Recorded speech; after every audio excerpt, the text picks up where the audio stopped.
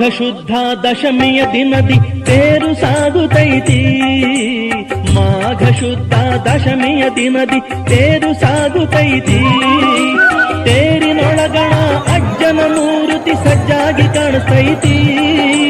ತೇರಿನೊಳಗಣ ಅಜ್ಜನ ಮೂರ್ತಿ ಸಜ್ಜಾಗಿ ಕಾಣಿಸ್ತೈತಿ. ನೆರೆದ ಭಕ್ತರ ಬಾಯ್ ತುಂಬ ಅಜ್ಜನ ಜೈಕಾರ ಮೊಳಗೈತಿ. ತೇರು ಚಂದಾಗಿ ಸಾಗೈತಿ. ತೇರು ಚಂದಾಗಿ ಸಾಗೈತಿ.